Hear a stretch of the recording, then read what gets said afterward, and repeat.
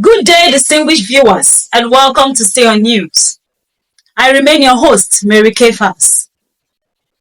Today, we focus on a country in West Africa.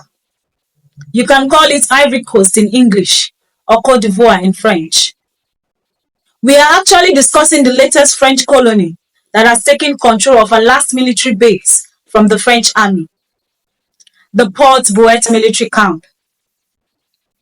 In this episode, we will cover how this event will impact Abidjan and Paris relationship, how African countries are beginning to have more confidence in their military, how Ivory Coast has honored their first chief of staff.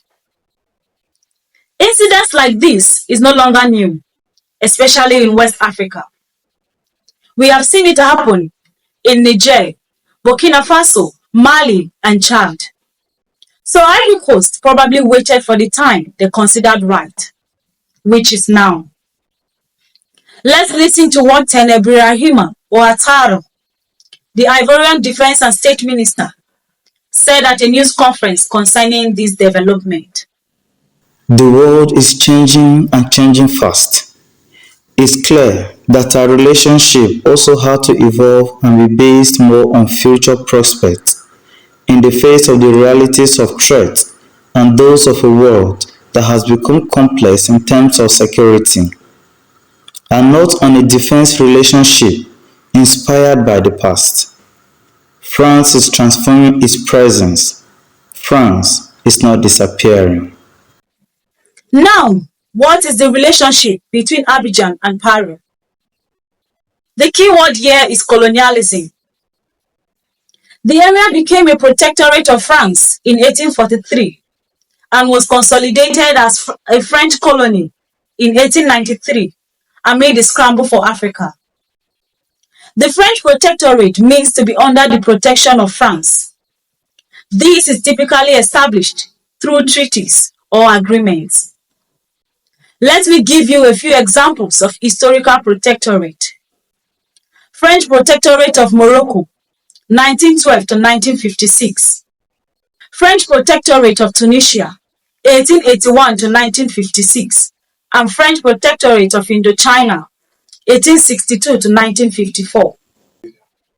Were these countries actually protected or exploited?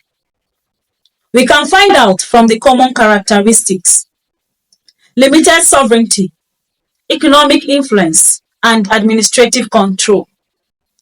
This is what every colonialist wants, but this is exactly what every sovereign nation hates.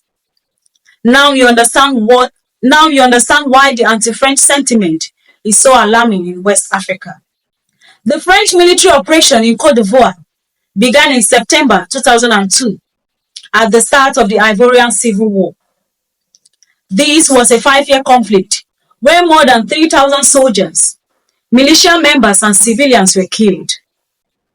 France has been present in Ivory Coast for decades, but the handover comes as the majority of its forces leave countries across West Africa.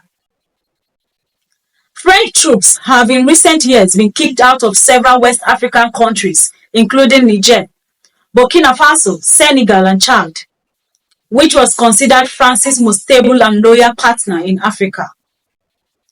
The French government has been making efforts to revive its waning political and military influence on the continent by devising a new military strategy.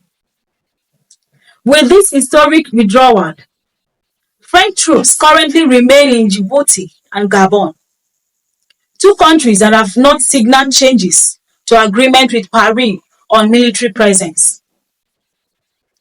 Port Buet is named General Thomas de Aquin Ouattara to honor the first chief of staff of the Ivorian army, and the French flag will no longer fly over it.